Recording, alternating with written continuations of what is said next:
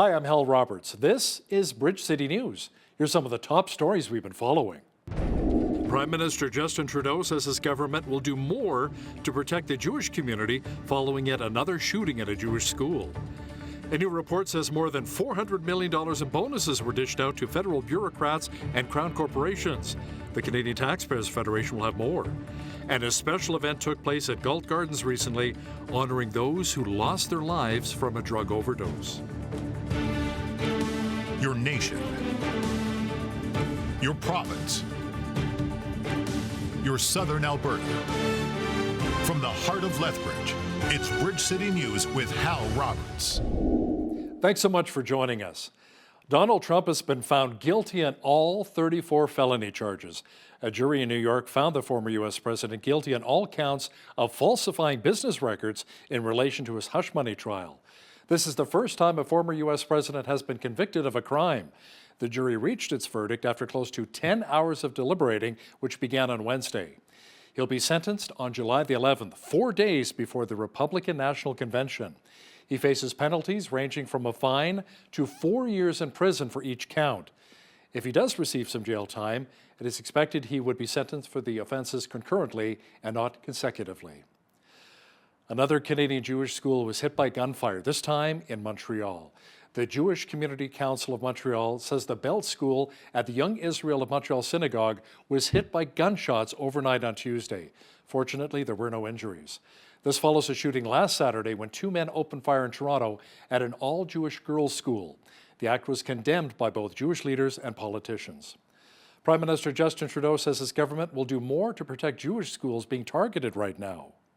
The significant step that we took a number of years ago was to create the security infrastructure program that has led to places of worship of all types, of community centers, of religious community centers, having an opportunity to create protection, whether it's cameras or new security measures, including the nearby school, elementary girls' school that was affected, that was shot at over the weekend.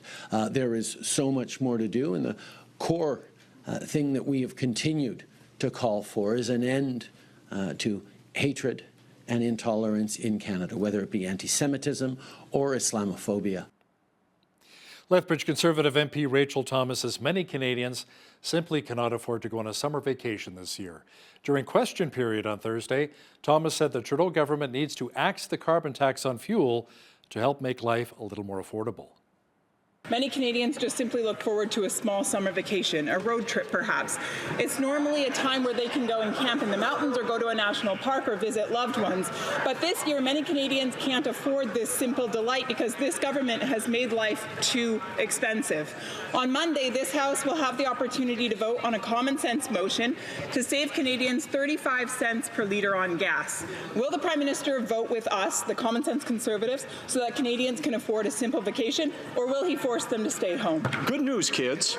You can take a summer fun time vacation where you're locked in a car for 10 consecutive days, nonstop with no bathroom breaks, and the Conservatives have a plan for you to have that summertime fun. And the cost? Give up the future of the planet, right? Don't worry, kids, about climate change. Don't worry about taking action on the planet. Enjoy your 10 hours in the car and let the planet burn. Wow.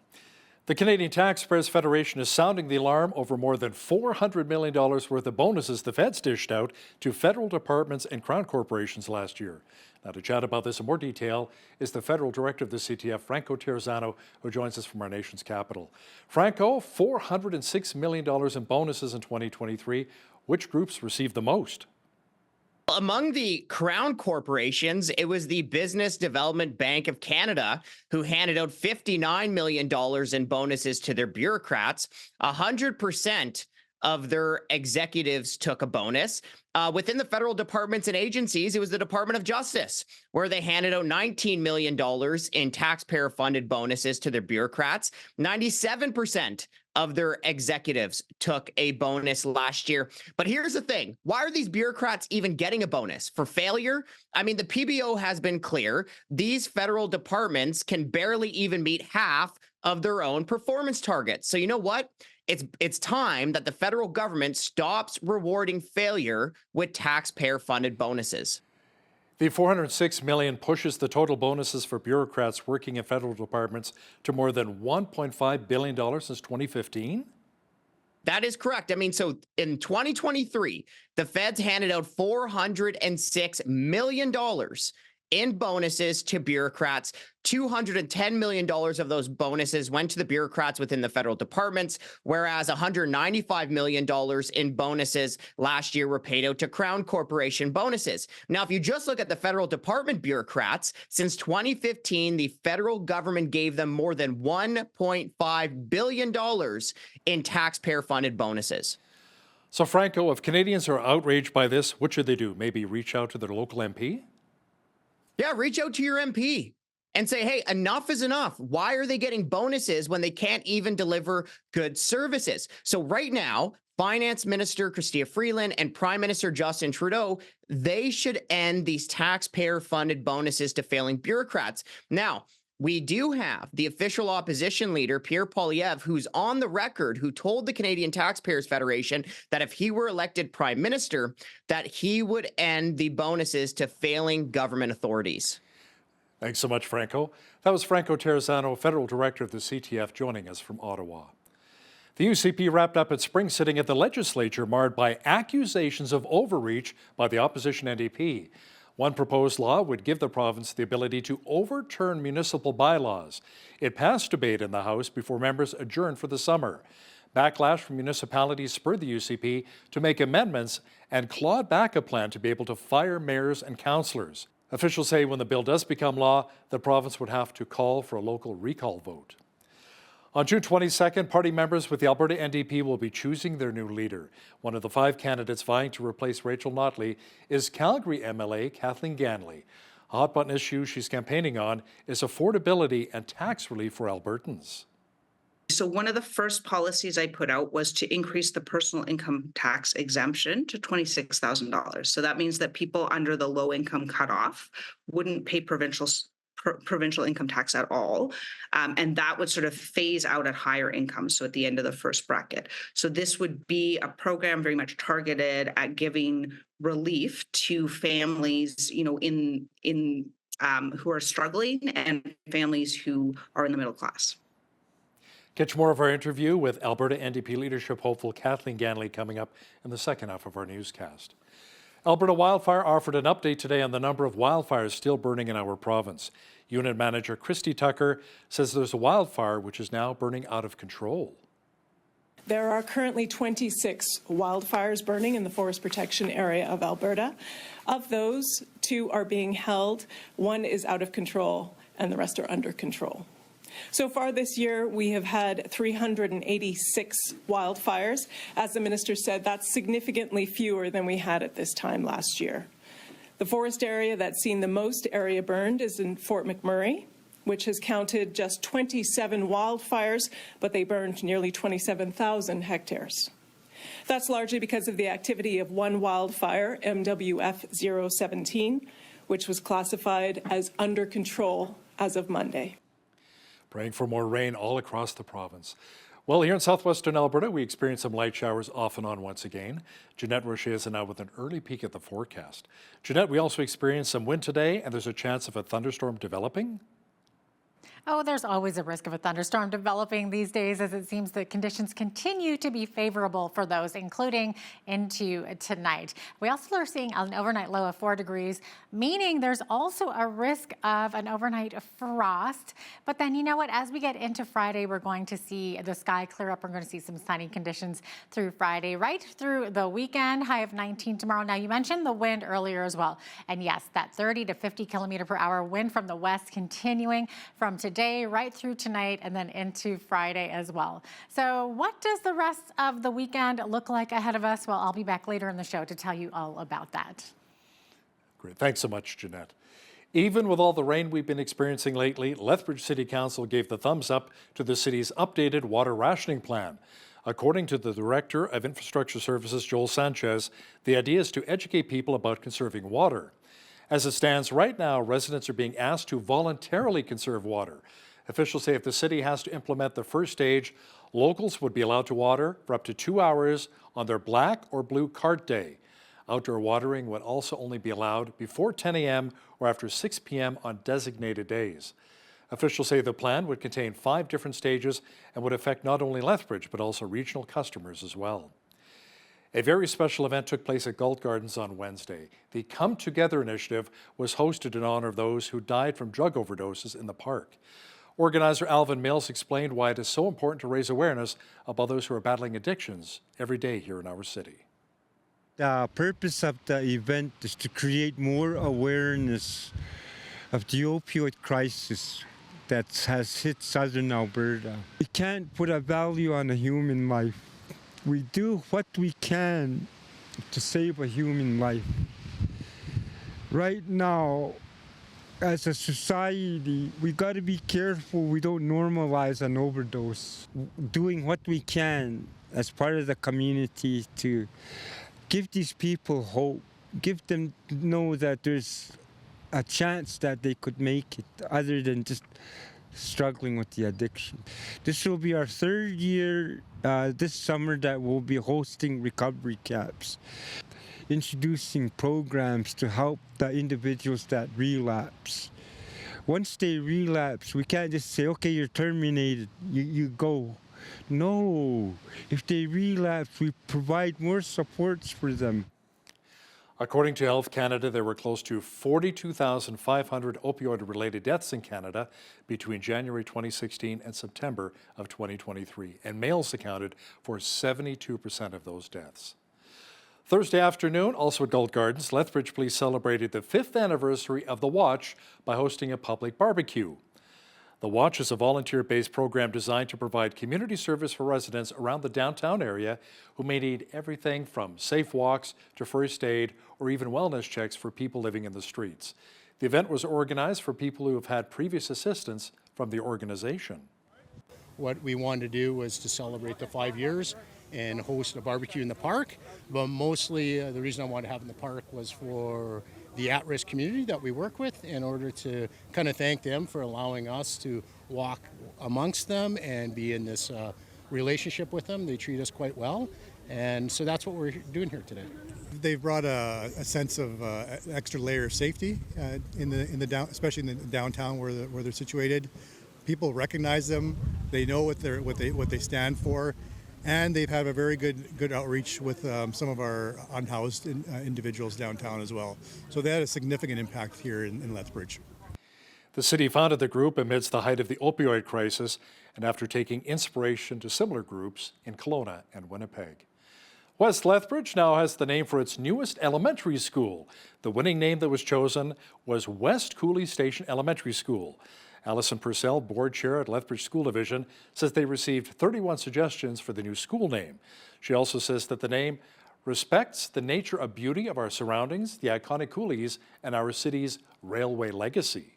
I think it's just very exciting that we are able to pick a name that really represents our community and the land that the school is going to be on. When we bring together, we are meeting on the in the Coolies area, as well as the rich history of the railway station area. So bringing those two names together to have a great name that will be the foundation for our students that are going to attend this school. They're a community together with students, teachers, staff, community, elders within our community, and those people were able to provide us with some rich history when what has happened on this side of the city. Our schools on the west side are certainly exploding. They don't have space for the students that are in them. So the space here on the west side is absolutely needed for our division, for our students to be able to learn in a wonderful classroom environment, that they have space to learn and grow.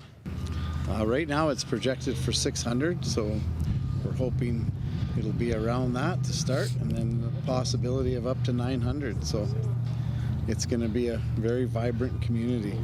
The school will be ready for September 2025. Looking forward to the official grand opening. You know, the Lethbridge School Division has been around since 1886, and it continues to educate over 12,400 students within the city of Lethbridge and employs nearly 1,200 staff members.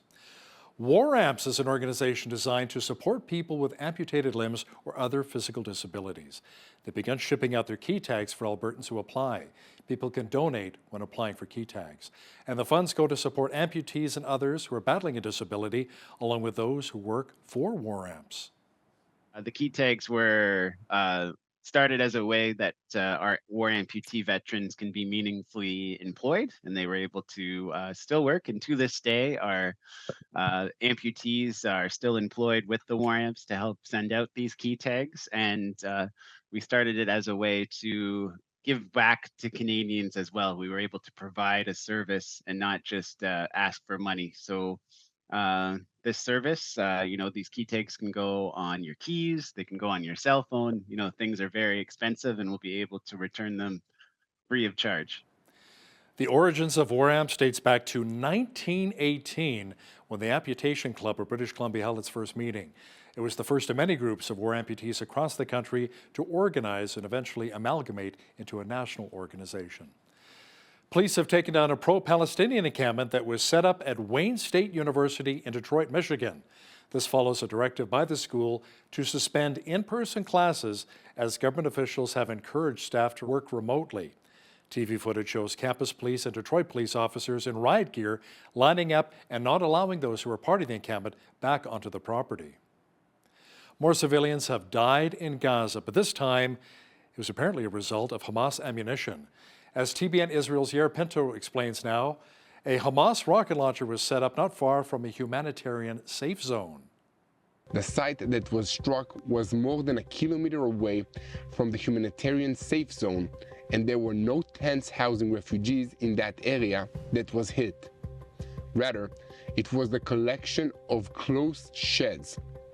Before the attack, the area was closely examined, and the intelligence indicated that there were no women and children at that site.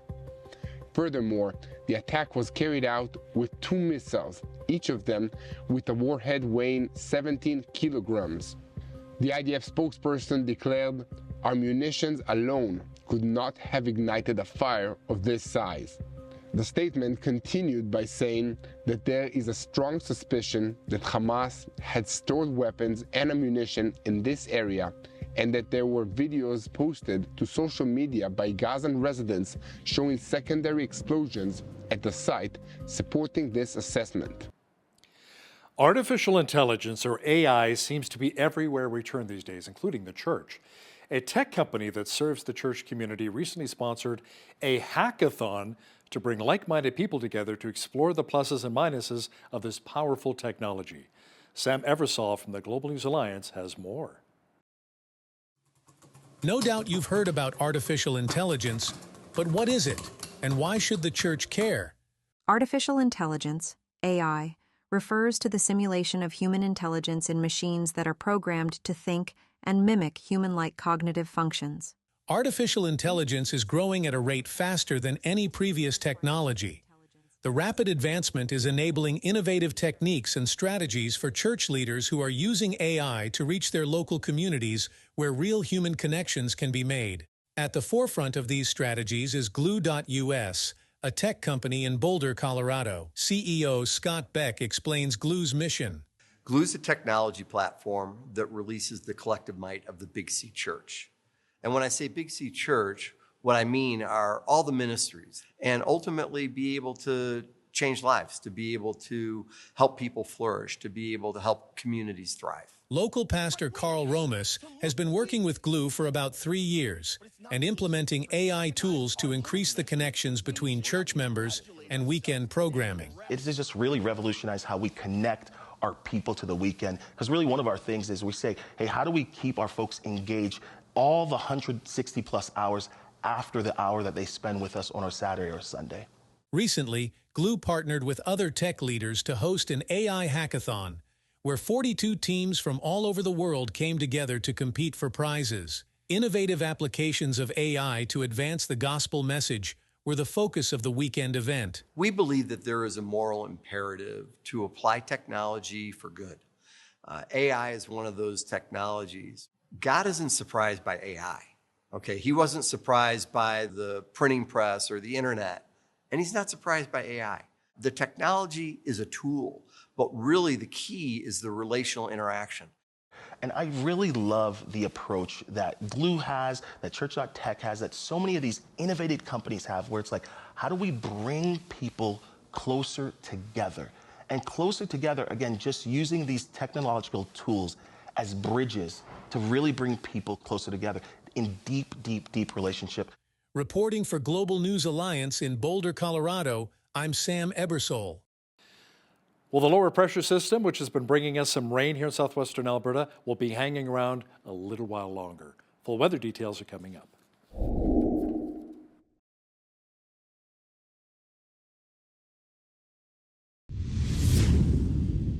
Well, we had some spotty showers in parts of southwestern Alberta again today.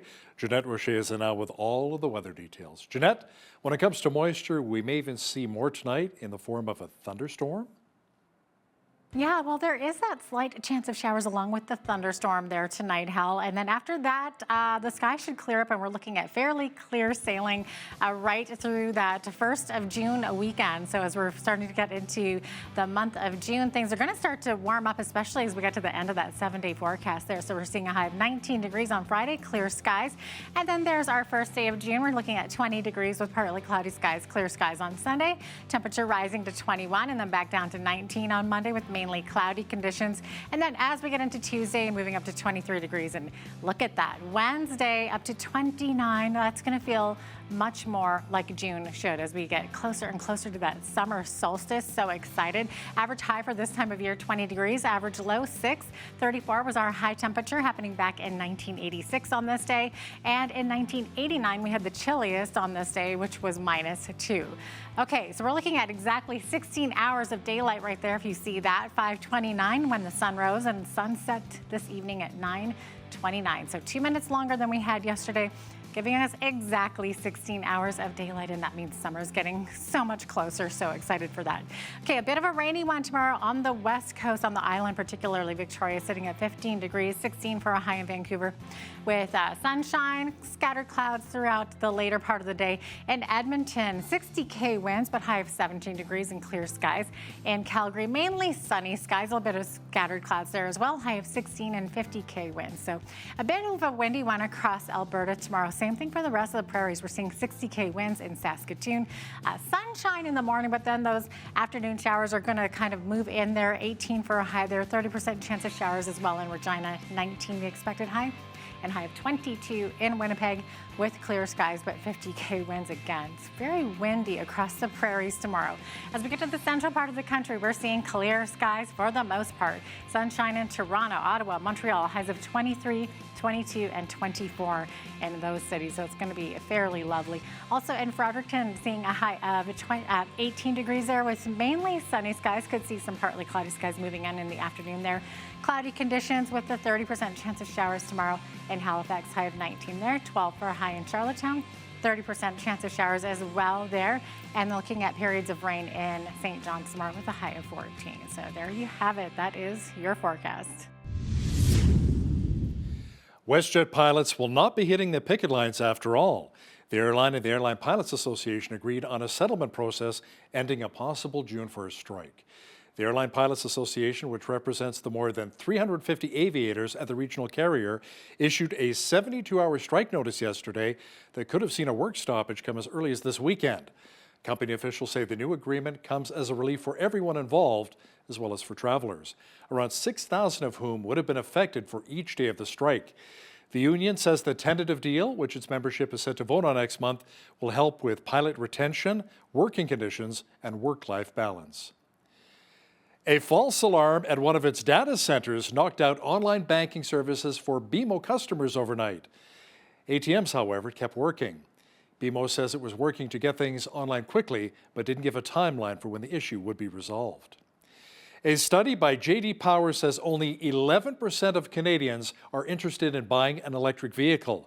The 3-point drop from last year comes as drivers are concerned about limited driving ranges, high prices, and a lack of charging stations.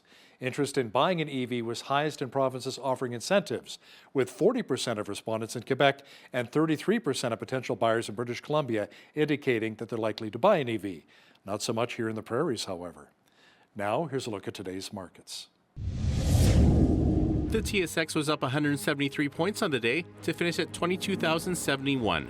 The Dow was down 330 points to 38,111.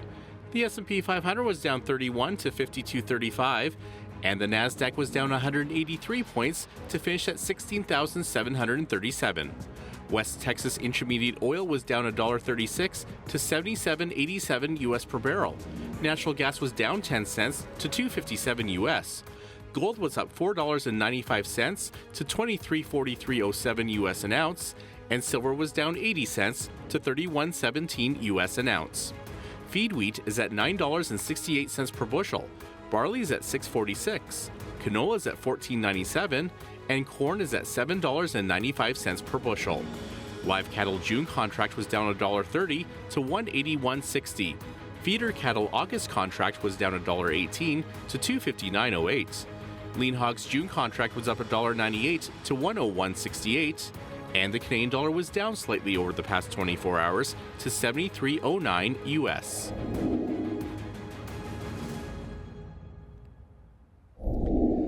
Recapping one of our top stories, WestJet pilots will not be hitting the picket lines after all. The airline and the Airline Pilots Association agreed on a settlement process ending a possible June 1st strike. The Airline Pilots Association, which represents the more than 350 aviators at the regional carrier, issued a 72-hour strike notice yesterday that could have seen a work stoppage as early as this weekend. The Alberta NDP will be choosing its new leader on June the 22nd. Now, coming up, we're going to chat with Calgary MLA Kathleen Ganley, who's vying for the party's top job and explains her vision for our province. When you see news happening in your community, be sure to drop us an email at info@bridgecitynews.ca. Also, be sure to visit our website anytime to check out a number of stories and interviews.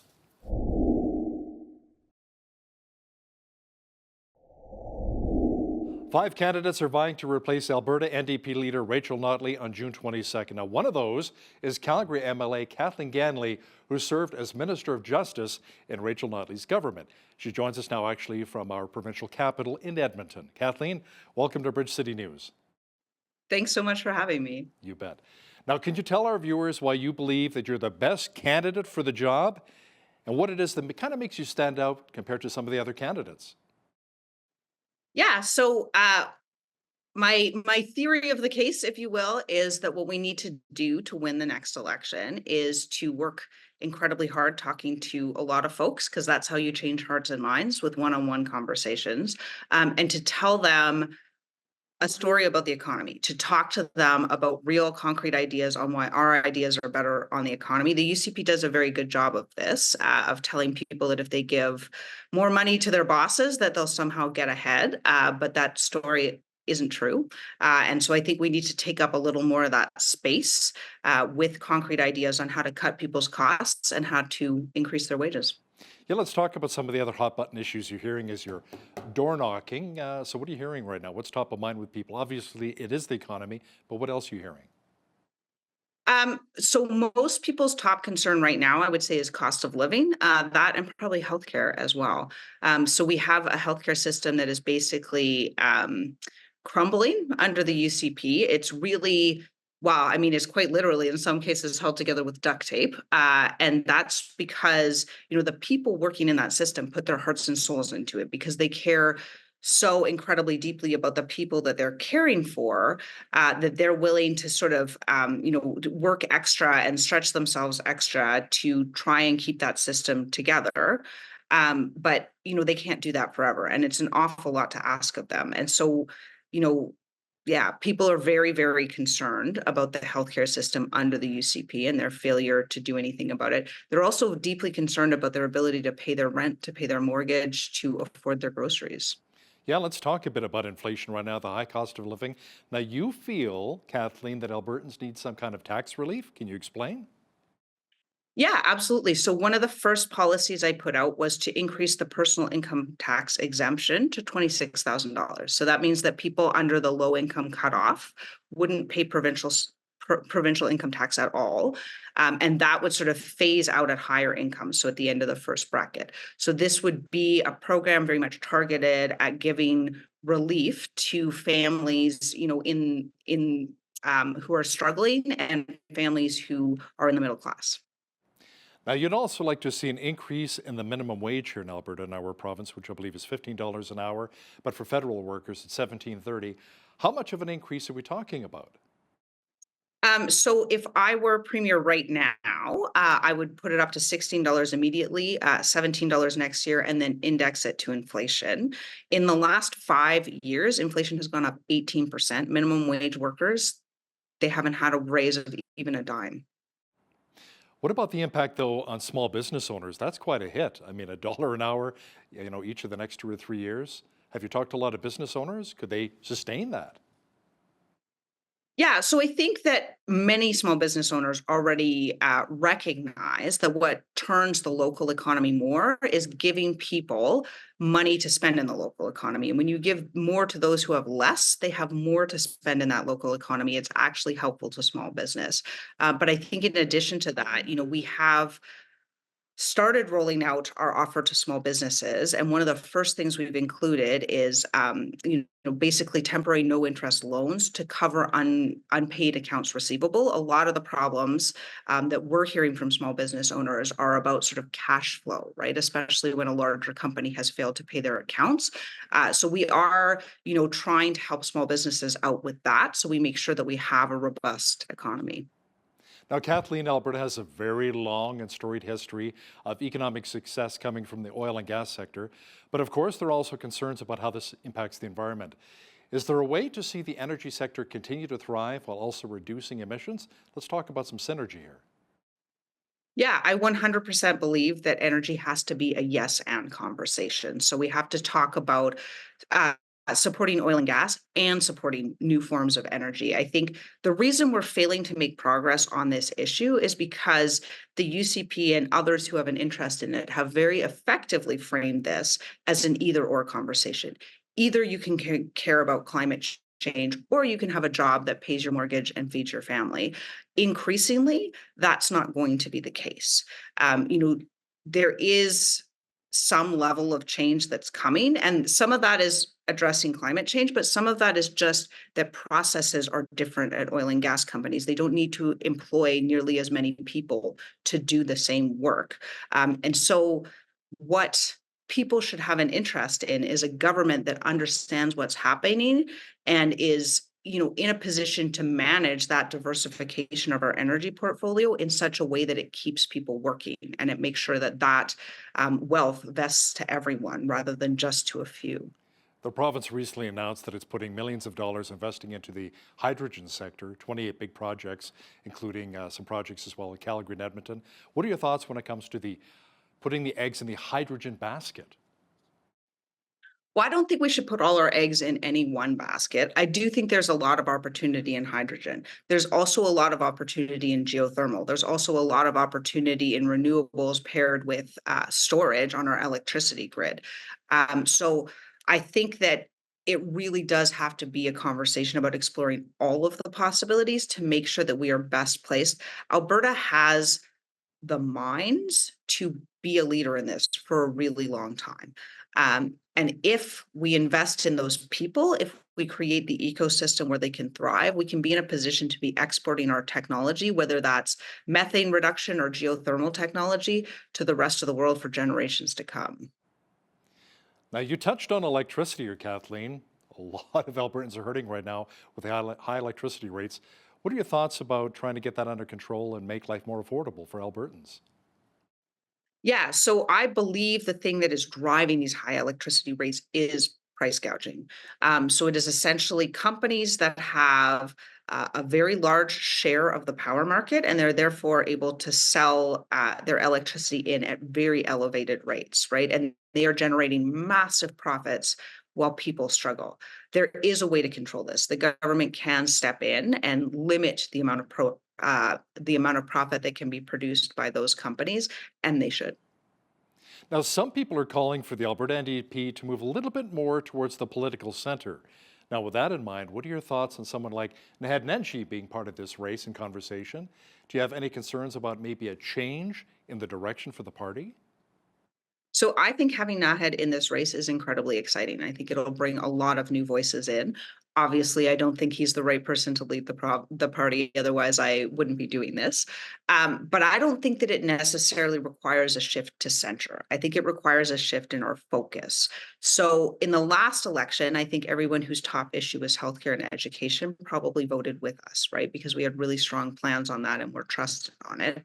I think that for a lot of people, their top issue is, how do I pay my mortgage? How do I afford my groceries? And we didn't speak to that particularly well. So I think what we do better next time is not necessarily to shift right, because I think there is a perspective on the economy that is more progressive. And that is the perspective where we give more to those in the middle and those at the bottom to help keep the economy going. And I think that that is the right story. So I don't think that we have to necessarily shift right. I just think we have to talk about the issues that are top of mind for people. So what are your thoughts on addressing both the opioid crisis in our province and a lot of the homeless issues we're seeing in many of our cities? Yeah, so I think, the UCP basically cut all investment in affordable housing about 5 years ago. And I think that we see the results of that program on their part on the streets around us every day. And I think that's incredibly troubling. I obviously spent a lot of time talking to police chiefs when we were in government, and most of them will tell you that the single best investment you can make in public safety in terms of return on dollars is in affordable housing. And so I think we really need to do that. And we need to invest as well in mental health treatment that runs across the spectrum. The UCP are very focused on this abstinence only treatment. That's the only thing that they will invest in.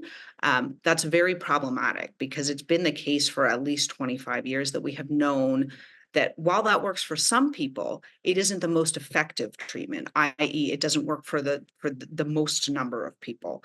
So we have to provide people with different treatment options that will work for them. Now, there seems to be a little bit of debate within party ranks as to whether or not rent control would really bring a net benefit to Albertans. How do you see it? So I think that as a temporary measure, that is absolutely something that any government should be looking at. Lougheed looked at it as well.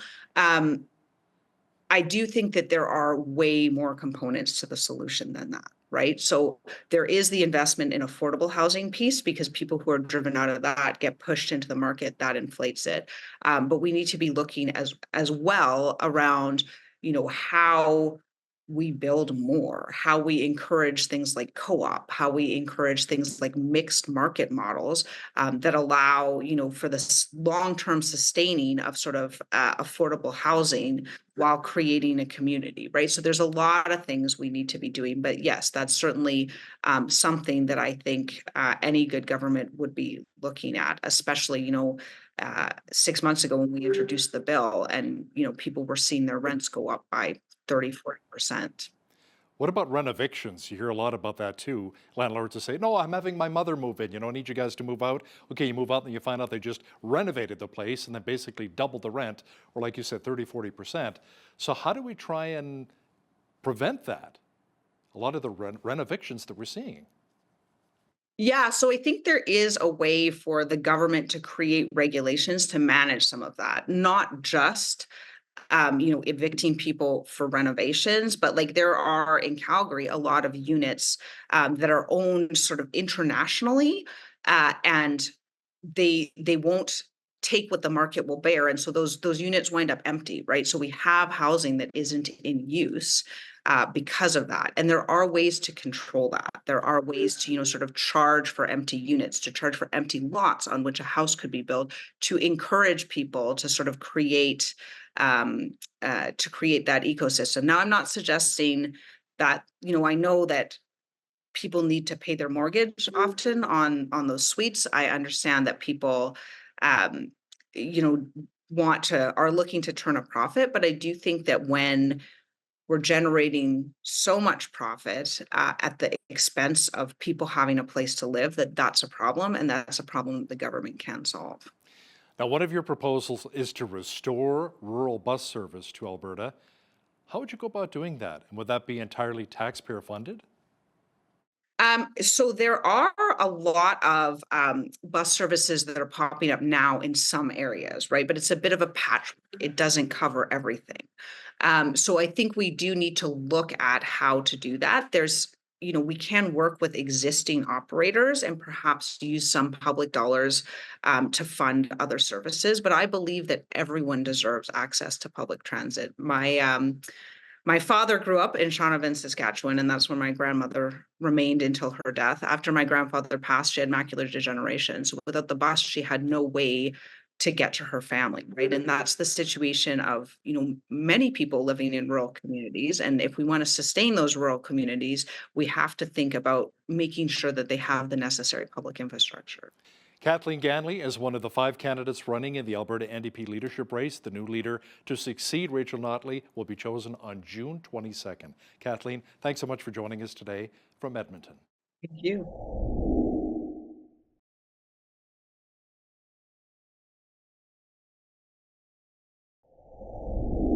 There is an ongoing debate and fight over how to deal with greenhouse gas emissions. Many believe climate change is, in fact, a very real and present danger to our world, and that it's necessary to spend billions or even trillions of tax dollars to find a solution as quickly as possible. Yet there are others who think we're being somewhat alarmists, believing there's a more reasonable point of view. Joining us today from Memphis, Tennessee is Dr. Kel Beisner. He is president of Cornwall Alliance, a conservative Christian public policy group, and the co-editor of a book called Climate and Energy, The Case for Realism. Welcome to Bridge City News, Dr. Beisner. Great to have you on today. Thank you, Jeanette. Great to be back with you. Awesome. Okay, so maybe first off, can you give us a brief overview of your book and what your background is, for that matter? Sure. All right. Well, I'll minimize my background. Okay. You said I'm president of the Cornwall Alliance for the Stewardship of Creation. That should be about enough there. We're at cornwallalliance.org.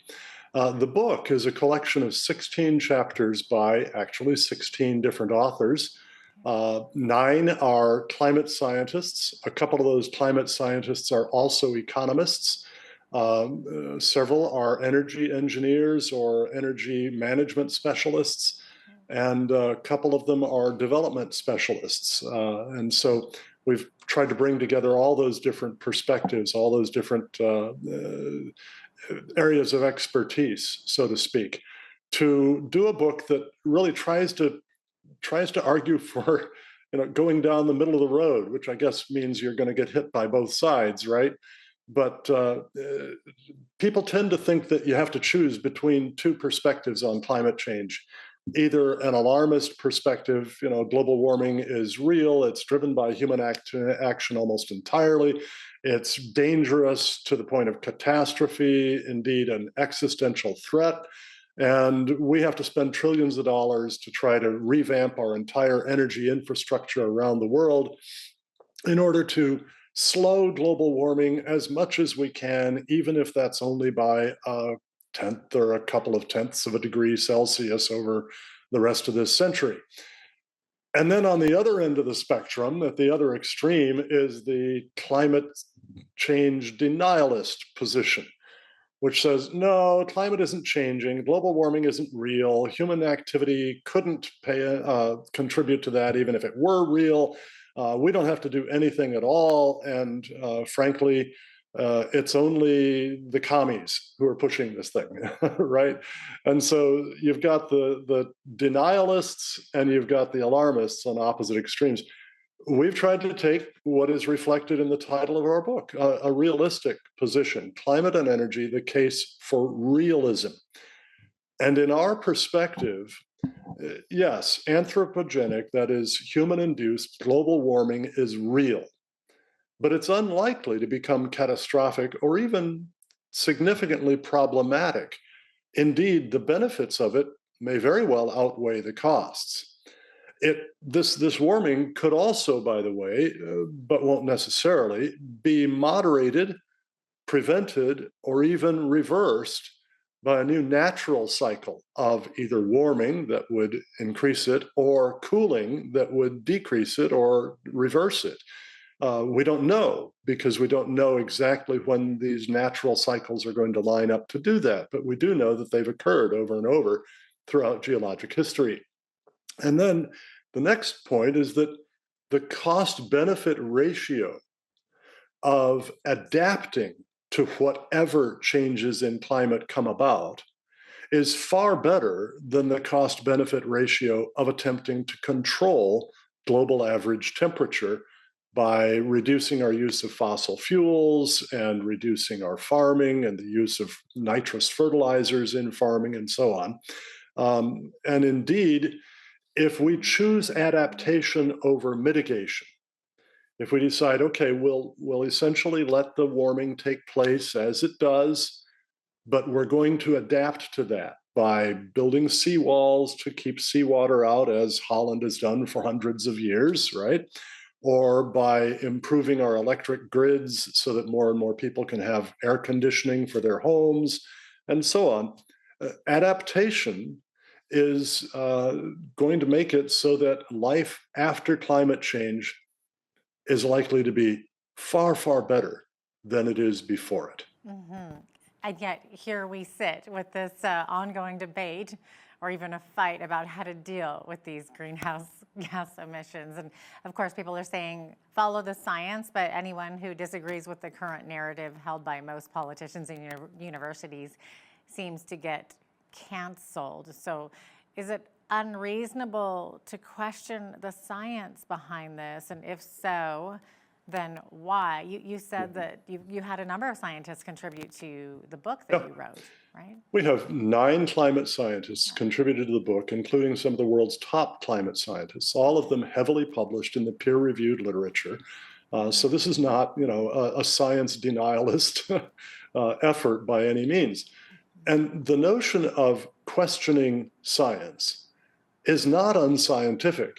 It is the very heart of science. As a Christian, I recognize the contribution of Christianity to the development of scientific method itself.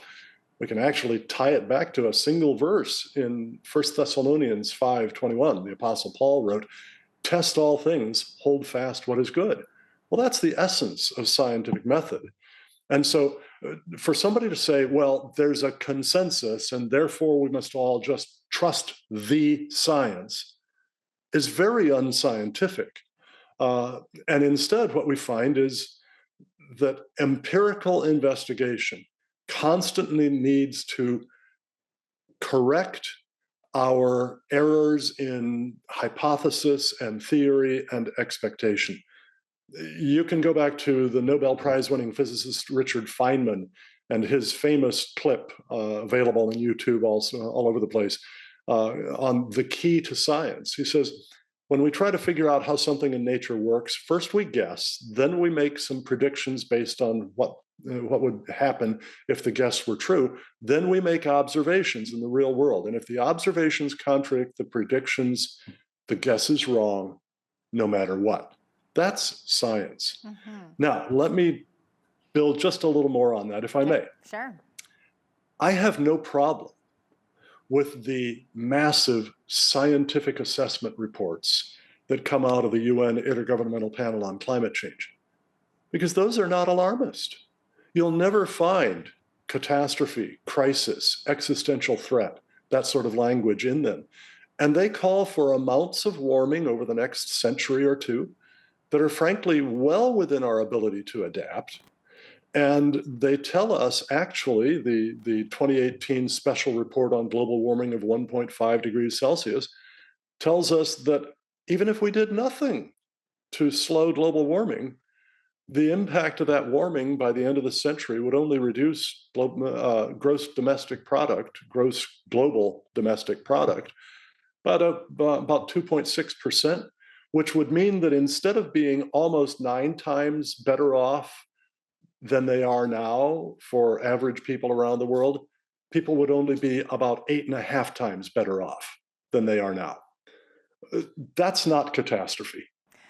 Okay, so I'm just curious then, because you have a number of scientists that contributed to your book. What's sort of their consensus? Because we hear this quote sort of floated around out there that there's 97% consensus on climate change in the scientific community. So where does this number come from and how accurate is it? Well, the number comes from, most famously, a study headed by John Cook at University of New South Wales, I think, in Australia.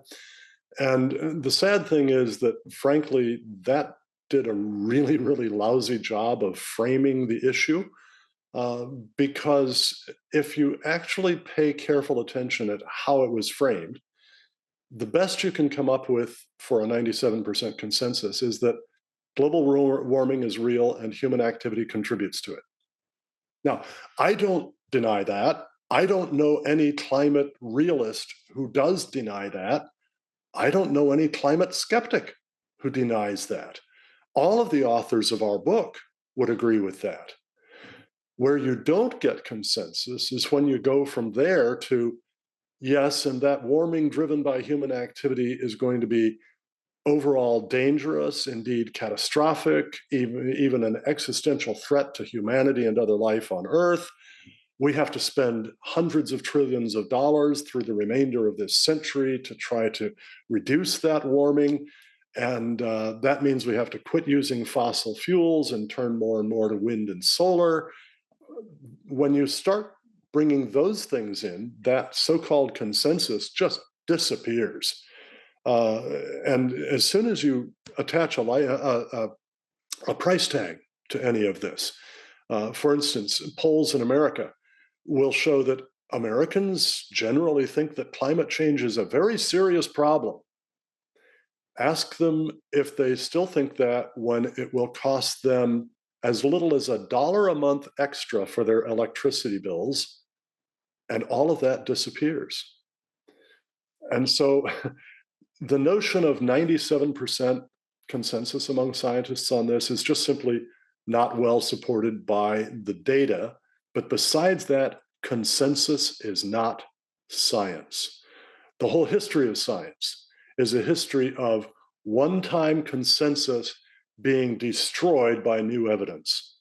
And so anybody who thinks that scientific consensus demands our submission doesn't know science. Mm-hmm. And then, Dr. Beisner, we also hear lots about vehicle and factory emissions, but what do you see as the more realistic causes of global warming? Well, the sun, cycles in solar energy output, solar magnetic wind output, which modulates the influx of galactic cosmic rays into the atmosphere, which in turn affect cloudiness, which is very important to determining temperature at the surface of the Earth. Those cycles are very important. There's cycles in our oceans, the Pacific Decadal Oscillation, the Atlantic Multidecadal Oscillation, the Atlantic Oscillation, on and on, the El Nino Southern Oscillation. All of these different ocean cycles affect global average temperature. There are additional cycles having to do with the tilt of the Earth toward the sun and so on. So all of these are natural cycles. They all contribute. And so, yes, there's a role for greenhouse gases, but it's a relatively small one. Carbon dioxide is the one that usually gets blamed, but every greenhouse gas absorbs heat or warmth only within certain parts of the radiation spectrum. And CO2's parts of that spectrum are almost completely absorbed already by water vapor and the CO2 that was there long before we began burning fossil fuels. What that means is that no matter how much more CO2 we introduce into the atmosphere, it cannot make a big difference in atmospheric temperature. It's like having a window and you paint a coat of white paint over that window. Well, that cuts out an awful lot of light, but a little light will still come through. So you do a second coat of white paint. That cuts out most of what's left. You do a third coat and it cuts out a little bit less, but there's essentially none left. So every coat blocks less sunlight than the previous coat. Same thing with CO2 and other greenhouse gases. And what we forget is that CO2 that has very, very little influence on global temperature has huge influence on plant growth. Plant growths have to have plants have to have CO2 for photosynthesis. The more of it is in the air in which they're growing, the better they grow. And that means more food for everything that eats plants or eats something that does eat plants. Consequently, as CO2 concentration rises, food gets cheaper, and that helps the poor around the world more than anybody else. Yeah, so you're saying it could disrupt the ecosystem, essentially. Yeah, CO2 doesn't disrupt the ecosystem, it actually helps the ecosystem. Indeed, what I mean before is if they were to try to get rid of it. Oh, right. Yes, that would be a very bad thing. Reduce it. Yeah, before the Industrial Revolution, the concentration of CO2 in the atmosphere was around 270 parts per million. At about 200 parts per million, most plants have a much tougher time surviving at all. And at 170 parts per million, photosynthesis stops. All the plants die, and that means everything else dies. We are blessed to have raised CO2 concentration from the 270 parts per million to now about 420 parts per million over the last 200 years or so. That's a really good thing. And we could go on to double it a couple more times and not raise global temperature by more than a fraction of a degree and have much better growth of plants all around the world. We are out of time, but I do appreciate you being here with us today, Cal. Thanks so much. Well, Jeanette, thank you very much. And cornwallalliance.org is the place to go to get a copy, or you can, of course, get it at Amazon, places like that. There you go. Dr. Cal Beisner is the president of Cornwall Alliance and the co-editor of the book Climate and Energy, The Case for Realism, available at cornwallalliance.org. I'm Jeanette Roche on behalf of all of us here at Bridge City News. Thanks so much for watching.